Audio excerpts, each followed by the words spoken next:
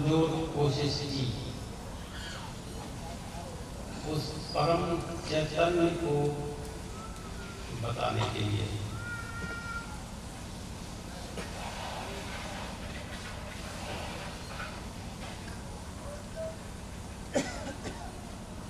लेकिन लोग समझ नहीं पाए।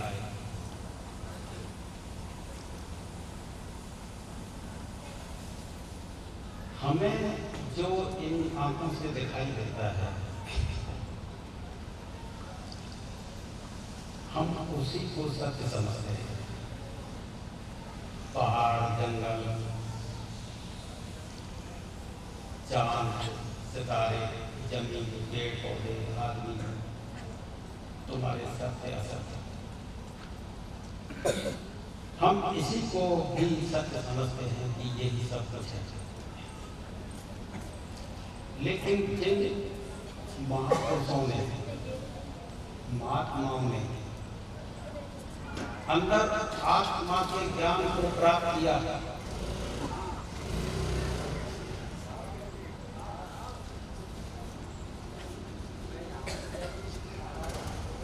तो उन्होंने जाना कि असली सत्य और असली यथार्थ कुछ और है। ये सब तो उसकी छाया है।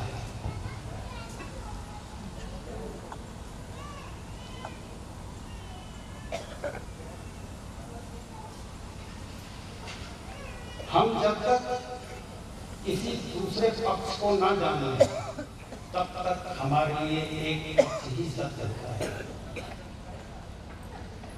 दूसरे पक्ष को जानने के बाद में फिर हमें पता लगता है कि कुछ दूसरा भी है। जब आप माँ के गर्भ में थे तो एक सत्य था आपके पास में कि वही काली पोखरी, वही नमकीन पानी और तैरते रहना थे।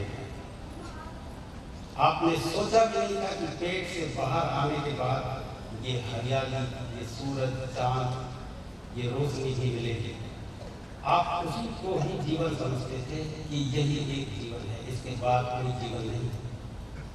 लेकिन जब आप माँ के पेट से बाहर आए तब पता लगा कि वो जीवन था ही नहीं। असली जीवन तो ये है जहाँ सूरज चमक रहा, चांद चमक रहा, हवाएं चल रही, खुशबू चल रही, फूल खिल रहे हैं। जब पेट से बाहर आए तभी तो पता लगा। जब तक तुम पेट में थे तो बस वही जीवन था, वही काली कोठरी और वही नमकीन पानी और उसी तरह आत्मन करके तैरते हैं। जब हमें दूसरा जीवन पता लगे तभी हमें पता लगता है कि कोई दूसरा जीवन है, नहीं तो हम इसी को सत्य समझते रहे। तो उन महात्माओं ने जब ये दूसरा जीवन जाना जो आत्मा से प्रारंभ होकर के जाता है, तब उन्होंने पुरजोर कोशिश की आपको समझाने की। उन्होंने कपड़े त्यागे कि चलो त्याग से समझ जाओ, तो त्याग से ही सही। किन्हीं ने जनक जैसे ने राज सिंहासन को भी स्वीकार कर लिया सिर्फ आपके लिए कि चलो तुम पकड़ने से समझ जाओ, तो इसी से समझ लो। किसी ने दाढ़ी मूछ मुड़ा ली, किसी ने दाढ़ी मूछ बढ़ा ली, लेकिन उनका उठना, बैठना, गाना,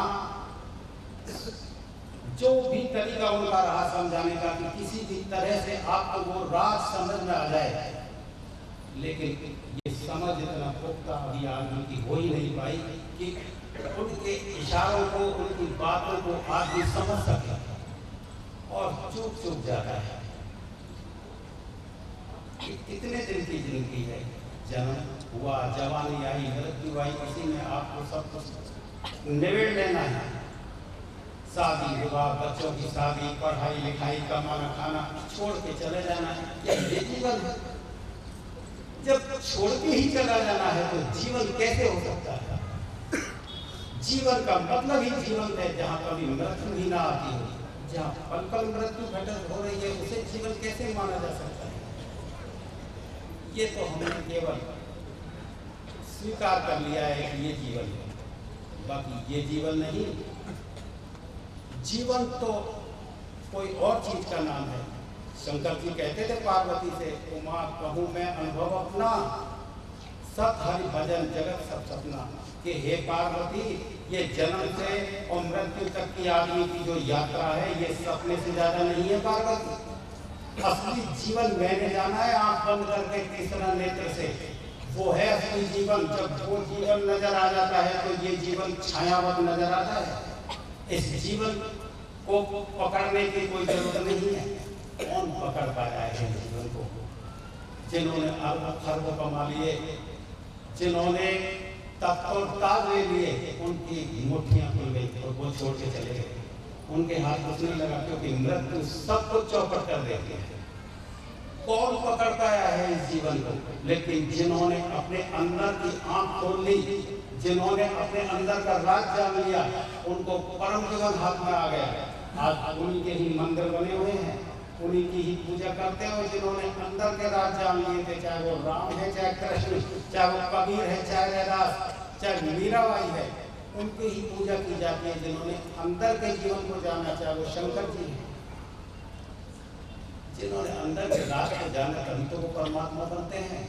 नहीं तो इंसान है। इंसान में और परमात्मा में फर्क क्या है? भगवान और इंसान, शरीर तो इंसान है तुम्हारे जैसे, वैसे ही उन्होंने शादी ब्याह की है, ऐसे ही आप रह रहे हैं, ऐसे ही वो खाते थे, ऐसे वो पीते थे, सारे काम वो भगवानों के भी आपके जैसे रहे, चाहे राम है चाहे कृष्ण है। अंतर तो केवल परम चेतना का ही था। आप परम चेतना को जान नहीं पाए और वो परम चेतना को जान गए। इससे ज्यादा अंतर और क्या है? नहीं तो तुम देखो कि रावण था, क्या वो भक्त नहीं था? उन्होंने भक्ति की थी, रावण ने भक्ति की थी शंकर की। यहां तक भक्ति की थी कि अपने शीश और काट काट के चढ़ा दी शंकर के चरणों। और वो अब यहाँ तक कहा जाता है कि वो जब उनकी भक्ति में लीन होते थे तो नृत्य करते थे बेशुमार। कैलाश पर्वत को भी उठा लिया था। इतना बड़ा भक्त था रावण।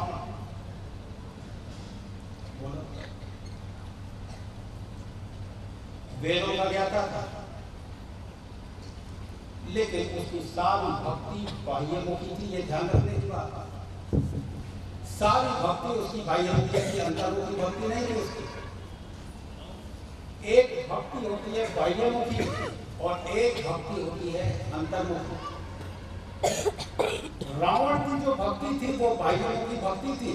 उससे उसके बाहुबल में शक्ति आ गई थी, सामर्थ्य आ गया था, पराक्रम आ गया था उसके पास में, तीनों लोकों में डर का अवस्था था रावण का। सारी भक्ति बाह्यमुखी थी। राम से उसकी दुश्मनी हो जाती है और अंत में जाके रावण परास्त हो जाता है। और शत्रु से परास्त होने के बाद में जब वो धराशायी होता है तो राम को भगवान मानता है कि प्रभु मुझे मोक्ष करते हैं। ऐसी कौन सी शक्ति थी राम में? राम का शरीर रावण के जैसा था, जबकि रावण चारों वेदों का ज्ञाता था और भक्ति से की उसने कम नहीं की थी, शीश चढ़ा दिए थे बार बार। इसके बाद भी रावण राम को भगवान मानता है। यह देखने की बात है मृत्यु बाद प्रभु, क्योंकि राम के पास में अंतर्मुखी ज्ञान था, अंतर्मुखी भक्ति थी। रावण के पास में बाह्य भक्ति, बाह्यमुखी। और तुम रावण को छोड़ो, बाली ने तो रावण को कैद करके रखा था 6 महीने। इतना बड़ा पराक्रम, तीनों लोगों में उनके डंके पेटे थे, क्या कमी थी उनके पास? सभी वैभव था। लेकिन जब मरा बाली तो राम को भगवान मानता है, प्रभु मेरा उद्धार कर देना। और अपने बेटे को भी राम के पास में सेवा के रूप में छोड़ के जाता है कि प्रभु मेरे बेटे को आप अपने पास ही रखना। शत्रु पे इतना भरोसा कर लिया। ये देखने की बात थी कि कौन सी चीज थी जो राम को भगवान बनाती थी। राम की चेतना सदी हुई थी, अंतर्मुखी ज्ञान था राम को। भक्त तो ये भी थे, लेकिन इनकी बाह्यमुखी भक्ति थी और उन्होंने संसार की चीजें प्राप्त की। लेकिन ये भक्ति इसी भक्ति को शिवरी पूछती है राम से कि प्रभु मैं भक्ति कैसे करूं। एक भक्ति तो सीख के की जाती है मंत्र जप कर, एक भक्ति और है अंतर्मुखी, उसको सीखा नहीं जाता है। तो राम कहते हैं शिव जी से प्रथम भक्ति संतर कर संगा, कहते शिवरी भक्ति के सिखाई जा सकती है क्या? भक्ति कोई सिखाने की चीज है कि छापा पलक लगा देना, माला हाथ में लेकर के ये गुड़काते रहना, ये भक्ति है? सुबह 4 बजे उठे, राम राम बोलते चले गए मंदिर में, भोग लगाया, पानी चढ़ा दिया शिव जी को, ये भक्ति है कोई? इसे भक्ति कहते हैं? इसे तो बुरे लोग भी कर सकते हैं। लेकिन राम जी कुछ और समझाते हैं। शिव जी प्रथम भक्ति संतन का संगा, के रे पागल, यदि भक्ति सीखनी है तो संतों के पास जाके बैठ जाना, बस पूछना ही मत, कुछ पूछना मत भक्ति कैसे करना। भक्ति तो उतरने वाली चीज है। संतों के अंदर से कोई बहती हुई धारा है जो पास में बैठने पर वो धारा तुम्हें छू जाती है और फिर तुम उस भक्ति में नृत्य करने लगते हो। कोई और स्वर है तो टूटने लगता है, लेकिन आपकी सारी दौड़ बाहर की तरफ है। आप उस आनंद को भूल गए हैं, उस सुख को भूल गए हैं। उस सुख को लेने के लिए कभी आप धन में भागते हैं, कभी स्त्रियों में भागते हैं, कभी मान सम्मान में भागते हैं। लेकिन कितना ही जोड़ लो, कितना ही कमा लो, चाहे मान सम्मान कमा लो, चाहे पैसा कमाओ, चाहे स्त्रियों में घूमो, सारा चुपका हो जाता है। जब 1000 नहीं थे तो 1000 की दौड़ थी, और 1000 हो गए तो लाख की दौड़ है, लाख हो जाते हैं तो करोड़ की दौड़ हो जाती है। ये दौड़ कभी बंद नहीं हो पाती है, भागते रहते हो। लेकिन तुम ये तो सोचो, इतनी उम्र निकल गई, इन चीजों में तुमको वो सुख मिला जिसे ढूंढना चाह रहे हो, हाथ तो खुद ही खा लिया और चलो फिर चौपट कर लो,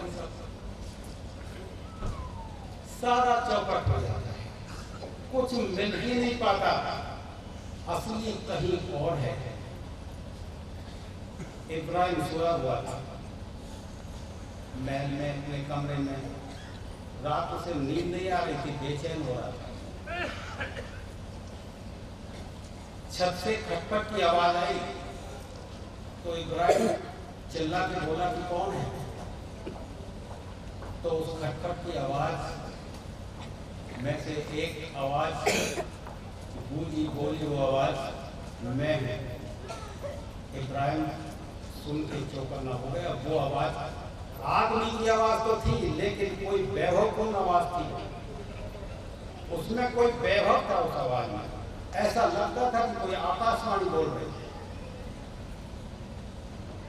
उस आवाज को सुन के और इब्राहिम बैठ जाता है खाट पर, कहता है कि कौन?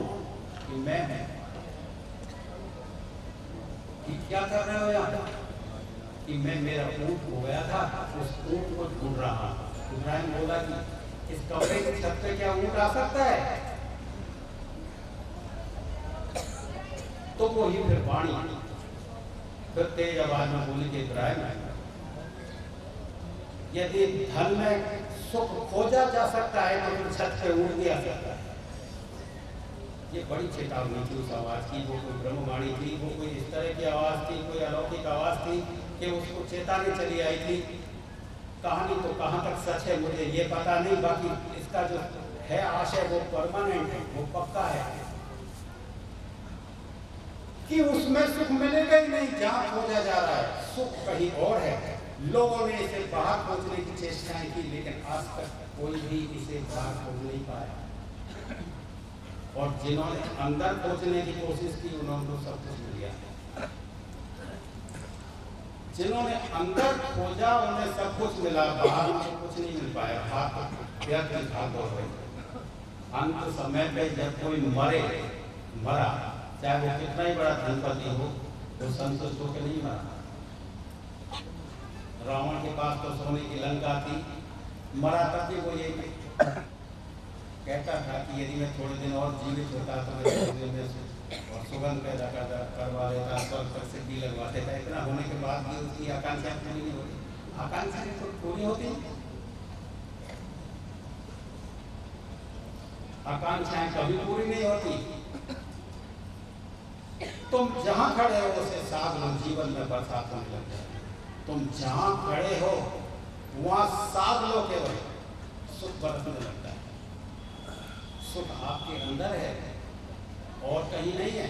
परमात्मा आपके अंदर है। परमात्मा और सुख एक ही बात है। सुख किसी वजह से नहीं लिया जाता कि हम किसी वजह से सुख लें। सुख में कोई वजह नहीं होती। सुख तुम्हारे अंदर है। सुख के लिए केवल एक शर्त है कि उसमें अकेला होना पड़ता है। दुनिया के सुखों को लेने के लिए हमें दूसरों की जरूरत पड़ती है, लेकिन जहाँ दूसरा है वहां सुख नहीं मिलता। जहाँ दूसरा शामिल है वहां निश्चित दुख और पीड़ा ही आएंगी।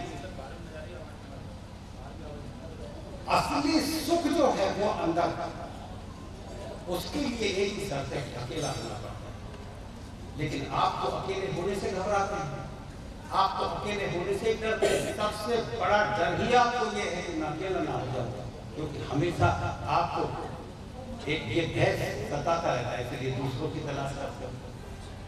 पक्के पक्के रिश्ते बना लेते हो, कहीं कोई रिश्ता टूट ना जाए। पक्की पक्की यार दोस्ती कर लेते हो, कहीं कोई यार दोस्त टूट ना जाए।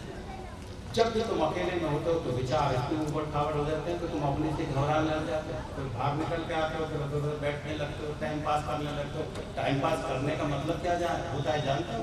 क्योंकि अपने से डर है, डर से बचने के लिए टाइम पास किया जाता है। चलो टीवी देख लें, कभी ताश ही खेल लें, दूसरों के साथ बैठ जाए, अकेले से डर। और सुख लेना है तो अकेला होना पड़ेगा। ध्यान का मतलब ही है कि नितांत एकांत हो जाना।